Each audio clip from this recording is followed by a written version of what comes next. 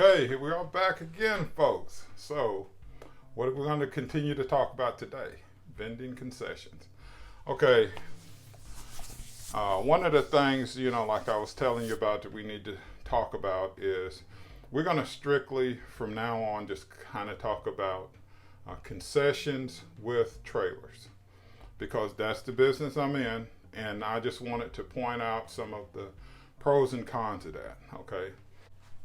One of the big pros as far as concessions with a trailer is that low overhead. It's relatively inexpensive to get into the trailer concession business. Again, you're looking at between $5,000 and $20,000, somewhere in there, depending on if you buy a used trailer and how much cost you put into it. When we look back at the last video, I talked a lot about that cost. The other thing that we want to look at is concession versus brick and mortar. Brick and mortar, don't get me wrong, it's a good way to go. However, one of the advantages, or a few advantages that you have whenever you do concessions is, one is you have a chance to build your brand, your name, because whenever you get a brick and mortar, one of your biggest obstacles is going to be to pull people into that brick and mortar. And that's why in the brick and mortar business, you hear people say all the time, location, location, location. And that's why. Because if you're in a prime location, then you're going to get a lot of foot traffic. And over time, people will realize who you are and what you're trying to do as you get your message out. However, whenever you do a trailer concession business, you expose yourself to the community. You go to where the community's at. You go to community events. You go actually into communities. You set up at different festivals. So after a while, after a year or two, people know who you are. So if you go from concessions to brick and mortar, to me, it's the more logical way to go, because whenever you make that transition, people will actually know who you are. They won't be guessing like, who is this guy? He's selling ice cream. You don't really want that to be your thing. Also, with concessions versus brick and mortar, there's a lot less compliance stuff. And when I say compliance, I'm not talking about the health department. I'm talking about, like, as you're going to see, I'm going to show you my trailer and give you a little video of that. Well, there is no real code for setting up a concession trailer. Now, if you're going to be, if you're going to install stoves and gas grills and stuff, there is code for that. But whenever it's just a concession trailer and you're doing prepackaged stuff, there's really not a lot of code to that. You can do it pretty much how you want in most cities. Now, you have to check your own city to make sure, but in most cities, the setting up a concession trailer is not a big deal. Same way as setting up a tent, not a big deal, Now, whenever you start getting into concession trucks, not so much, because now you start running into DOD regulations and stuff that you're going to have to comply with those trucks. But anyway, I digress. Me, I always like to get off on a tangent. But just remember, whenever you start out with a concession trailer, which is what I recommend, it will lead you to getting that customer, help you build that customer base. So when you go into brick and mortar, you're more able to do it. And a lot of people actually use their concession business, as a complement to their brick and mortar business, which also, I would also suggest that, because you get out and meet a lot of people that you wouldn't meet, say, in your community. You might run into an opportunity that doesn't have anything to do with your community, but just so happen you ran into this guy from Chicago at a concession event, like a concert or whatever, and you guys start talking. So I'm just saying there's multiple reasons to look at the concession trailer versus just going straight into a brick and mortar.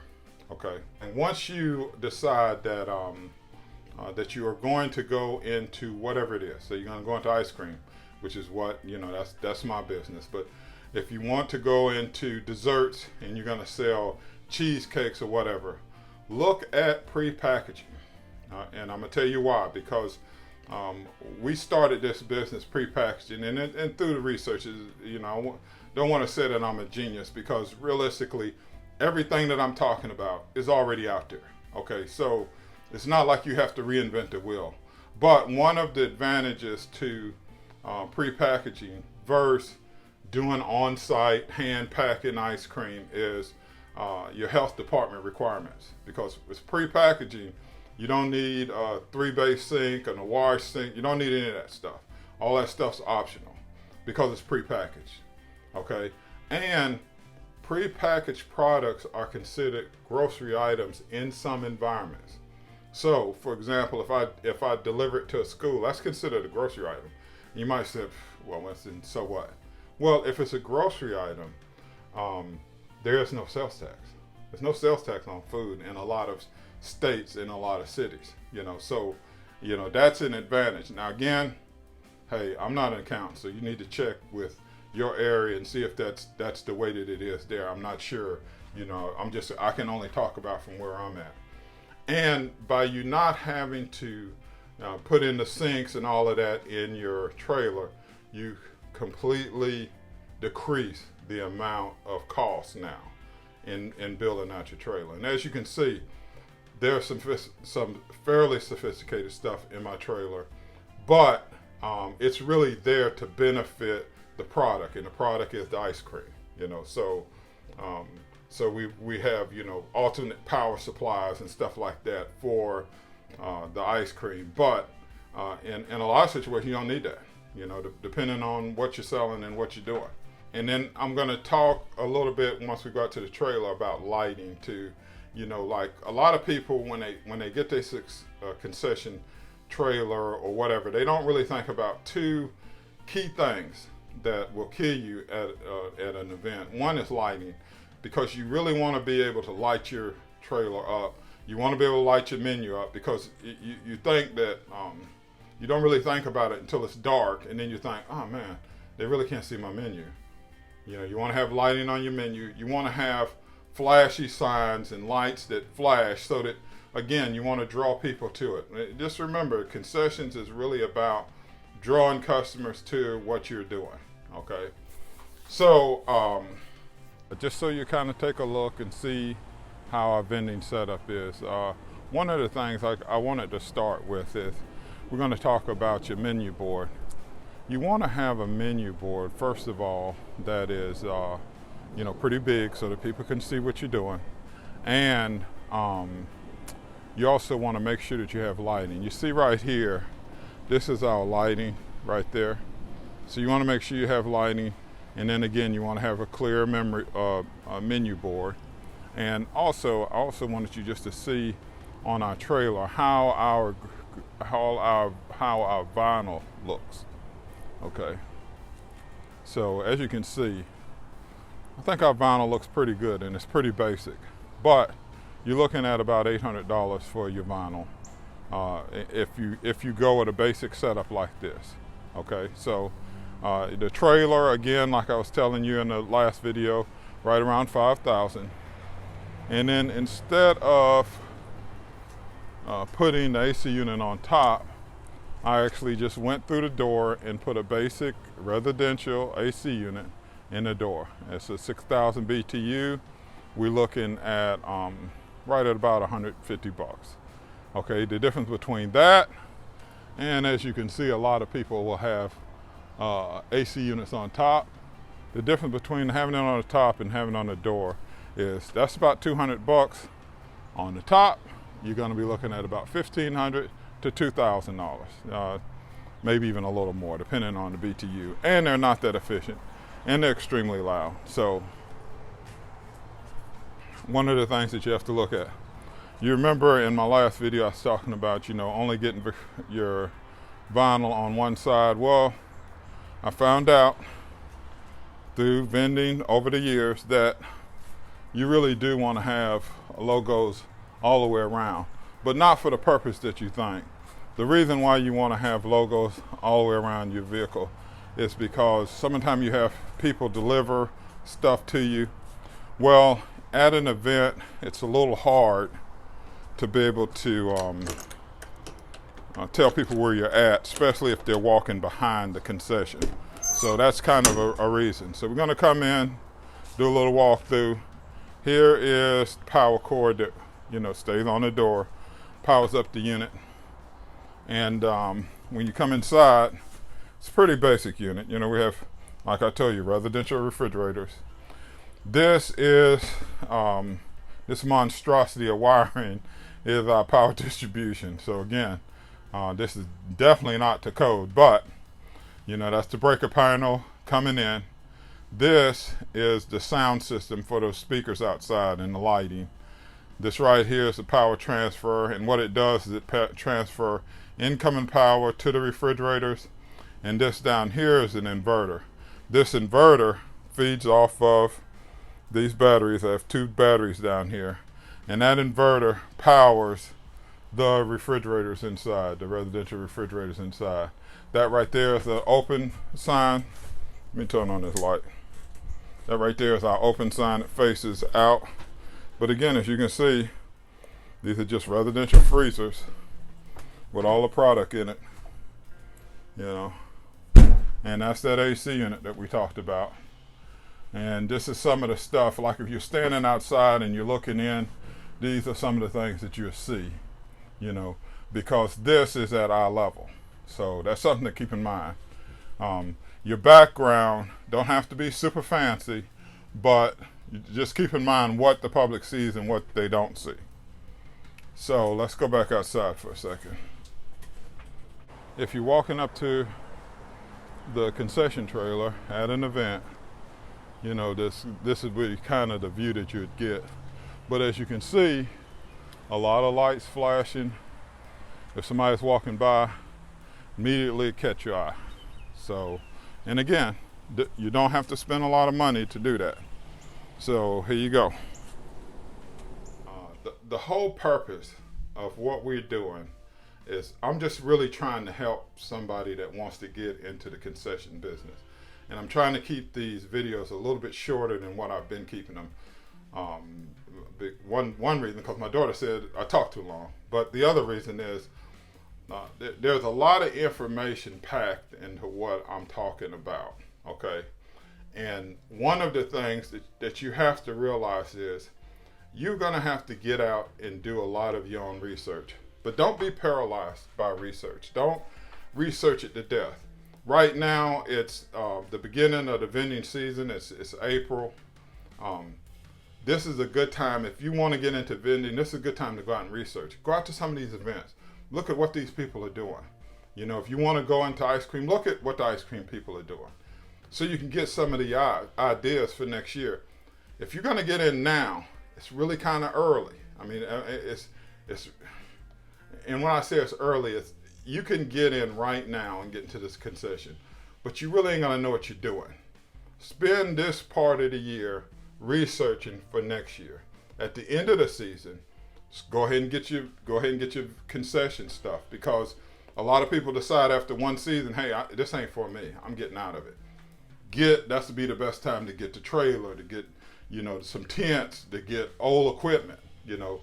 Get all of that stuff at the end of the year, but think of right now as just as a time just to go through, make sure that you got all your ducks in a row, make sure that you have a realistic number of what you're going to need, you know, to get into the business. But again, don't paralyze yourself with it, but go to a lot of events. You know, if you're going to get into concession, go to a lot of events. You know, me and my wife went to a lot of events, you know, in researching, you know, how to set up and how to do what we're doing. And just know that you can make mistakes, and most mistakes won't put you under. So don't be paralyzed by the fact that you might make a mistake. I'm gonna give you a quick example, okay? And this is on me. I was buying cups from a Chinese company. And the Chinese company told me that these cups were 6 ounces. Okay, so I set up everything, 6 ounces. This is what the price is. But I calculated what my price would be based on what a batch yield. So it didn't make a difference if 6 ounces was right or wrong. Well, later on, I thought, well, one thing about when you buy stuff from overseas, the biggest problem is, hey, you could get it next month. You could get it in 6 months, and there's nobody to complain to. It's not like buying stuff from in America. It's the wild, wild west. So I found an American company, And this was the thing. I told him, I said, hey, look, I need 6-ounce cups. And he sent me 6-ounce cups. And I was like, what? This is not a 6-ounce cup. I said, no, these cups are too small. And he says, what? I said, yeah. He said, those are 6-ounce cups. And I said, and I sent him my cup. And he said, oh, you have an 8-ounce cup. I said, wait a minute. And my invoices all said 6 ounce. He said, yeah. He said, get a standard measuring cup and measure it. And sure enough, it was 8 ounces. But again, the customer benefited from my ignorance. And hey, I'm going to admit, hey, it was on me. But I didn't lose money because I already calculated for the yield. See, that's what I mean is when I said, like, there's going to be stuff you miss. Don't worry about it. Get out there and do it. Okay? And again, people contacted me. I will always encourage and I will always give advice. This to me was more experiment as it was opening a business, because I already had a business. This business here was something that I just said. I was talking to some guys and I said, hey, look, business principles are business principles. It'll make a difference what you're selling. Said I could sell ice cream and it would still be the same. And it's proven to be 100% true. It doesn't make a difference what you're selling. The principle is the same. Give people a good product, right? Stand behind your product. My rule of thumb with customer service and even with health department stuff, health department compliance, if you just think about it like this, keep it simple in your mind.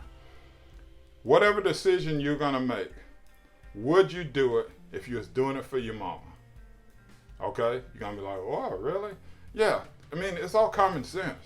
You'd wash your dishes. You'd make sure that your machines are clean.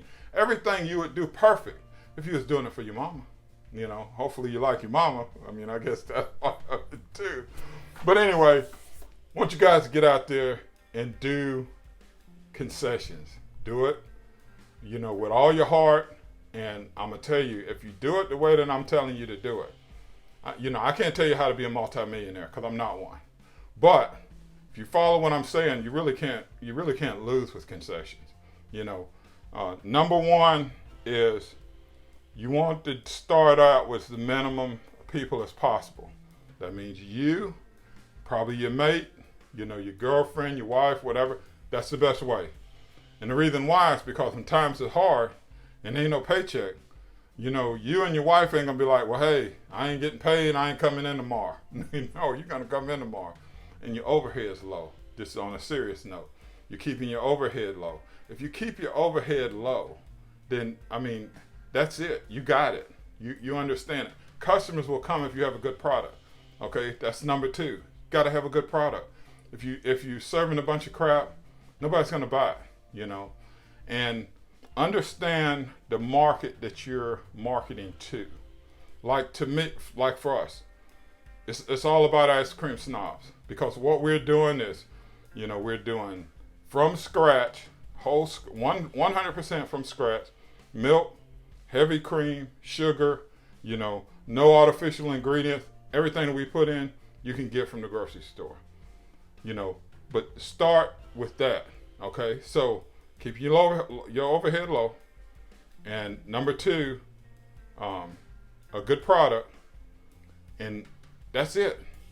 That's the secret to the success right there. In business, everybody will tell you their gross, but they won't tell you your net. Now, keep this in mind whenever you start thinking about net. What do you think the average McDonald's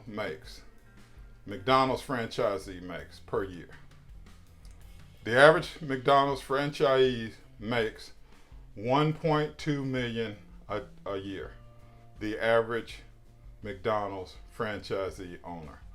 What do you think the average net that the average franchisee McDonald's owner makes? $80,000. People are like, wow, I didn't think that. I thought all those guys were millionaires. I know. That's kind of the magic of a franchise. Now, don't get me wrong. What franchising will give you is instant, people already know who you are. If you open a McDonald's, people know who you are. So you get you get an instant customer base. But there's franchise fees, all of those employees, you're really not making that much money out the door. And do your business, okay, in closing, do your business with the least amount of people as possible. Everybody wants to turn into a big deal. Don't do that. If you can do it by yourself, do it by yourself. I wouldn't suggest it because that could get, I wouldn't suggest it because that could get crazy. But if you can do it by yourself, do it by yourself. If you can do it with you and your wife, do it you and your wife. You do it with you and your kids, do it with your kids. Because what you're really looking at overhead, but what you're trying to accomplish is the longevity to build a customer base. Because you won't have a customer base in the beginning. But trust me, the people will come. As you do what you do and you have a good product, more and more people will come. And eventually you can hire people if you want to. But it's your net, not your gross.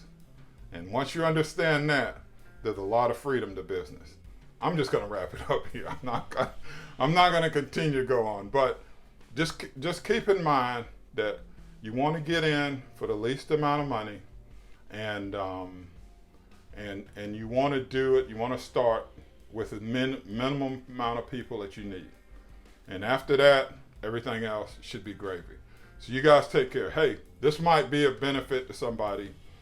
Share this video, like it, and maybe somebody else will benefit from it. Again, my whole purpose of doing these videos really is just to help the guy that wants to get into business. Because I was that guy 30 years ago. And there wasn't a lot of people trying to explain how to do it. And there's a lot of people out there that's selling courses and all of that. But I'm just giving out the information. And if you need anything else from me, just send me an email. A lot of people will send me an email through my website. And that's cool. And I answer it. And if you can even call me. It doesn't make a difference. I've talked to people for hours. But just know if you're going to talk about ice cream, we might be talking for a while. So you guys take care of yourself. And I'll see you in the next video.